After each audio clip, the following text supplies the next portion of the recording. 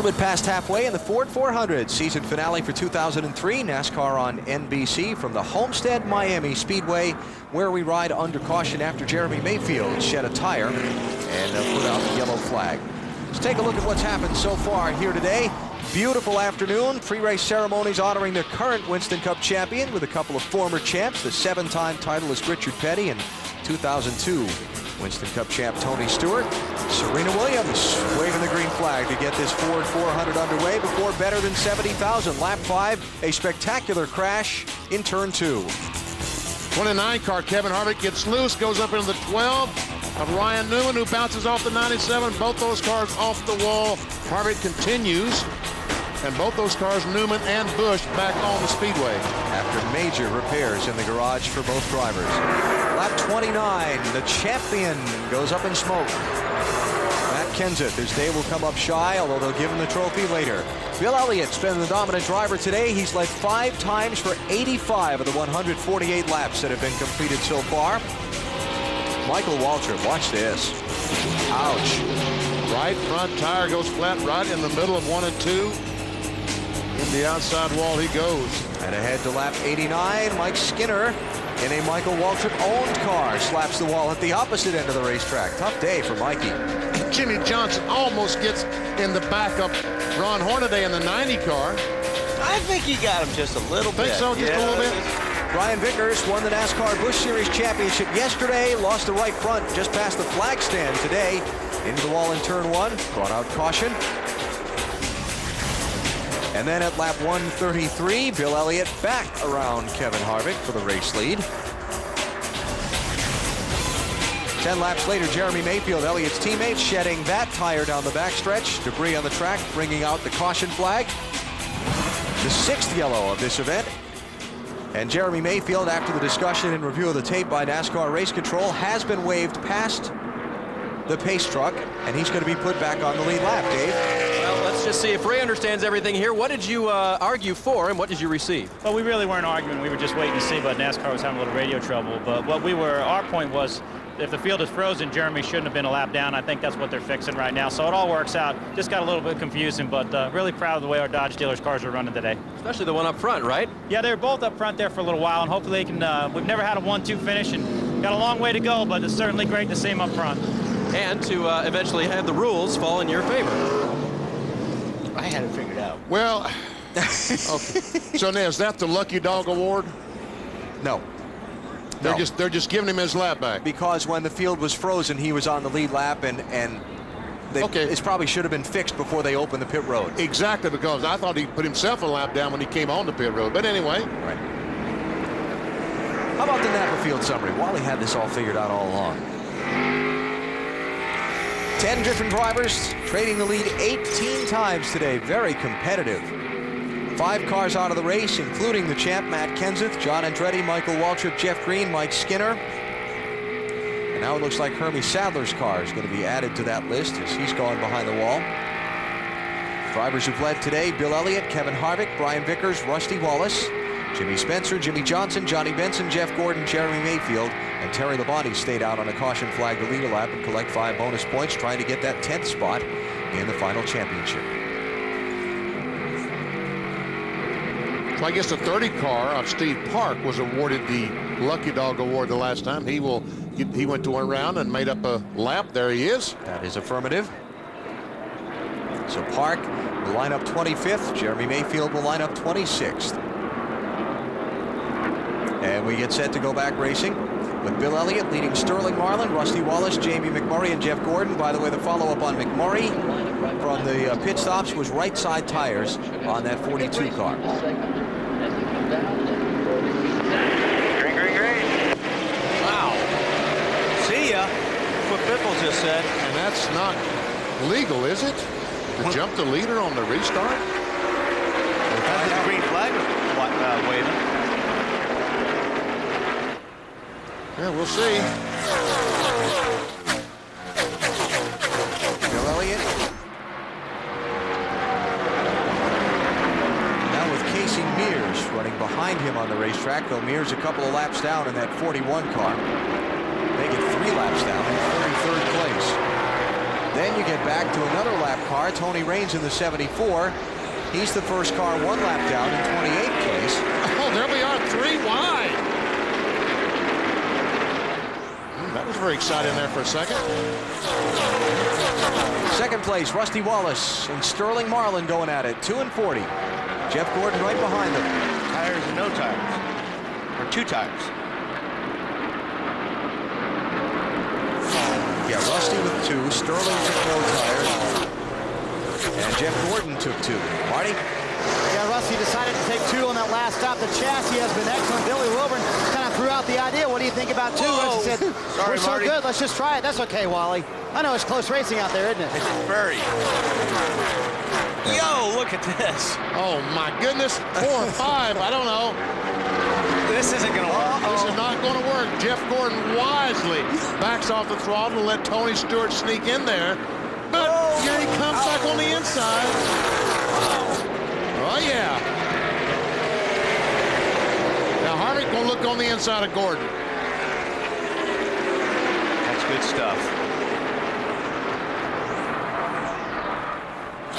I'll tell you what, you throw a couple of cars about a half a second slower in there with those fast cars, it does bring up the excitement level. Hey, Benny. Yeah. I think they invested their $10 million pretty wisely, huh? Oh, man, did they ever.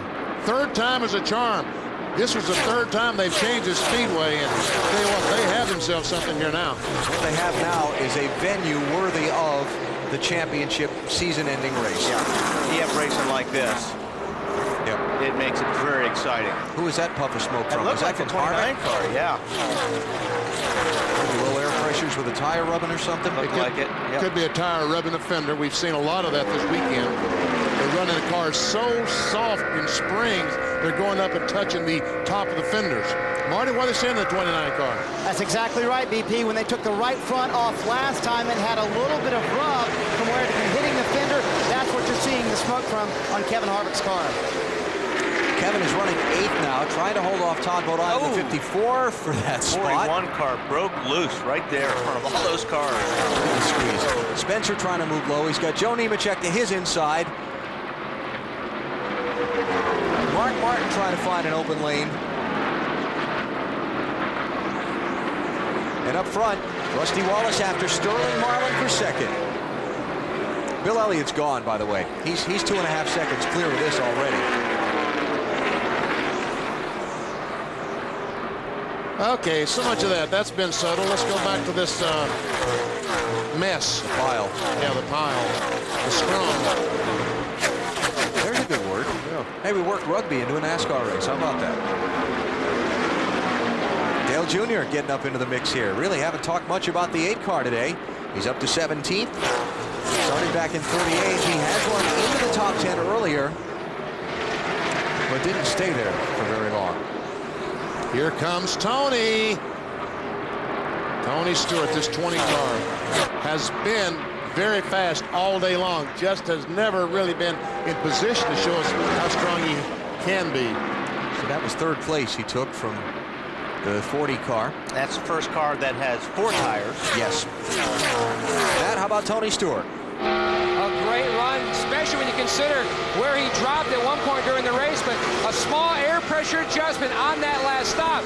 Greg Cipodelli called for 4 tires, just looking at the bigger picture and the problems that some teams have had today with tires. They opted to play it conservative and go with 4. 191 miles an hour at the end of the straightaway here on the new Homestead layout. Quite a ride Tony Stewart is having here today.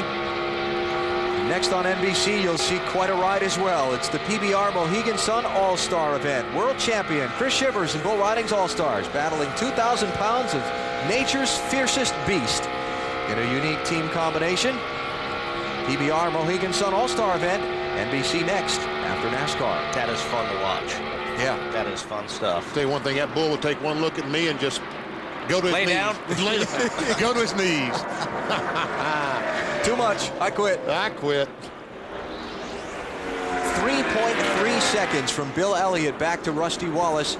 We're talking about these tire issues we've been having, and a lot of concern in the garage throughout the weekend. This weekend has been camber. How much do you take a chance on putting in our Home Depot virtual garage? Let's talk about the camber. There you see the tire is straight up. Camber is leaning the tire in. That's negative camber. And most racetracks, you'll see these guys will run they will lean that right front tire in 3-4 degrees from center. Down the straightaway, you see the tire is just making contact here on the inside of the tire. When you go in the corner and the car travels down, then the entire tire goes across to get the entire patch. That is the negative camber. Here this weekend at Homestead, they've had a unique problem as Tony Stewart tries to go by Rusty Wallace and does for the second spot in the Home Depot car. They've had a unique problem.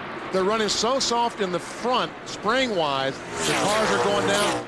Normally they'd run 3-4 degrees, negative camber. Some of the cars are actually running positive camber this week, trying to keep that tire contact all the way across the tire and not wear the tire on the inside. Jimmy Johnson trying to get by Rusty Wallace to pick up a spot, try to stay with Stewart up through the traffic. That'll be for third place. Yeah, Rusty slid up the racetrack that time up in turns 1 and 2. Like he's losing a little grip. But it's so nice there's racetrack for him to slide up on with that bank to lean against. 103 laps to go in the Ford 400. Bill Elliott out in front at Homestead. Groundbreaking about a year after Hurricane Andrew just devastated this area of South Florida. Local officials hoping that the construction of this speedway would spur economic growth and development. It might have taken a little longer than they wanted, but it's starting to happen.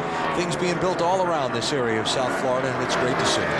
Traffic is starting to build up. Bill Elliott is the leader of the Ford 400. He's got 3.5 seconds on Tony Stewart in second.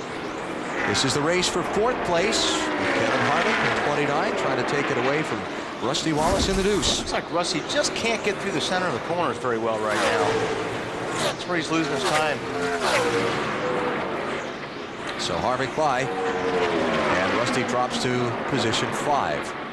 Advantage on second place, Tony Stewart. How about the leader's crew and crew chief there, Dave? Well, Alan, do you think crew chiefs get paid enough money for what they do here on pit road, do you?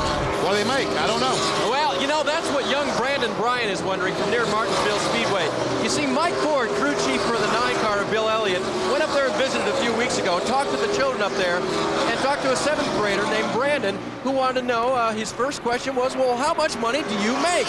And Mike said, well, you know, when I started in the sport, I made this, and he didn't really tell him how much he made. So Brandon wrote this thank you letter that Mike got this week, and it said, thanks for coming. I had a great time. It was fun. I was wondering still, how much money do you guys get paid? So Brandon, in his thank you note, still want to know. And Brandon, guess what?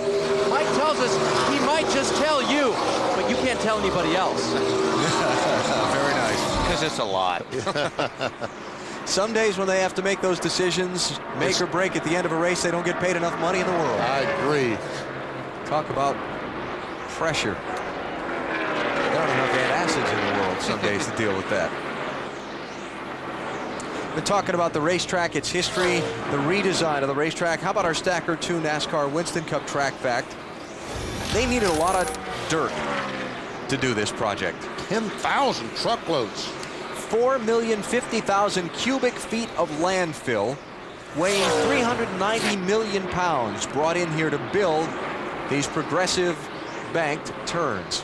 And you know, it worked well because in the drivers' meeting this morning, David Hoot said, any questions? Jeff Gordon raised his hand, said, I don't have really a question. I want to thank whoever was responsible for spending the money to fix this racetrack. I want to thank them because you have a great facility that we can race on today.